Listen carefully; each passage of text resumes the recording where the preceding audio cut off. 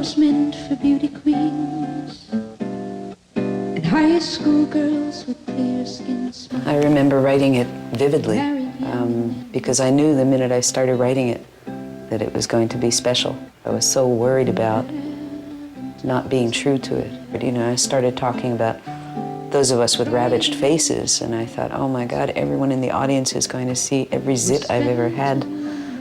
I mean, it was a scary song to write. It used to be a scary song to sing, especially when I was younger and I worried more about how I looked. And those of us with ravaged faces, lacking in the social graces, desperately remained at home, inventing lovers on the phone, who called to say, come dance with me, and murmured fake obscenities.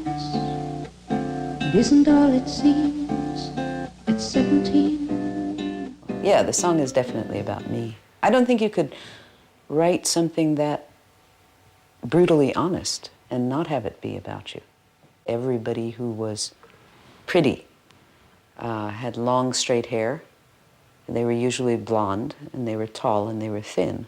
They were everything I wasn't, and of course they had incredible skin. I didn't realize they airbrushed them.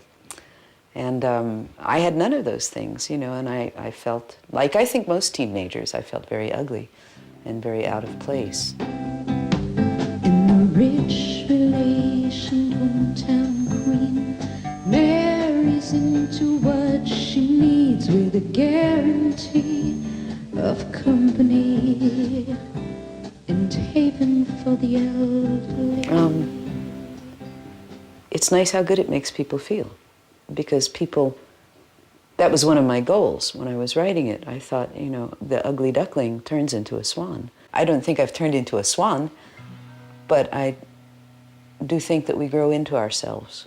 We grow into our faces, and we grow into our minds and our hearts. So remember those who win the game, lose the love they sought to gain, in Devonshires of quality and dubious integrity. Devonshires. Now, that's mispronounced completely. I didn't know how to pronounce it. It's supposed to be debentures.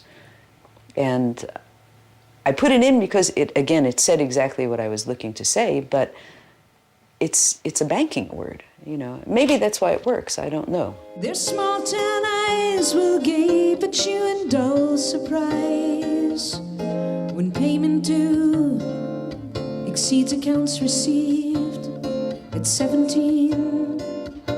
Sometimes I wonder about that second verse in places, but it's flatter than the other two verses. I mean, I'd hate to second guess a whole verse, but I think if I was writing it now, I would probably fix a couple of things. No, and you know, it's, God help me, it's a classic, you know? So why touch it? People love it as it is. To those of us who knew the pain of Valentines that never came, and those whose names were never called when choosing sides for basketball. It's never been a hit in any other country, ever. I mean, it wasn't a hit in Holland, never charted. It wasn't a hit in the UK, and yet about 8 years ago or 10 years ago, everybody suddenly knew it in those countries, even in Japan. The most amazing thing to me about it, 17, is not that it was such a big hit here, not that it sold so much, but that it still gets played so much and it still has such an effect on people. I must get easily 15 or 20 emails a week from somebody who's just heard it for the first time. And it's almost like some songs enter the consciousness and just stay there.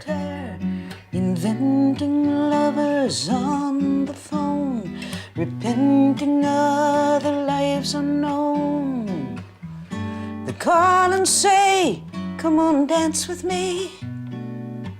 Murmur vague obscenities at ugly girls like me at 17.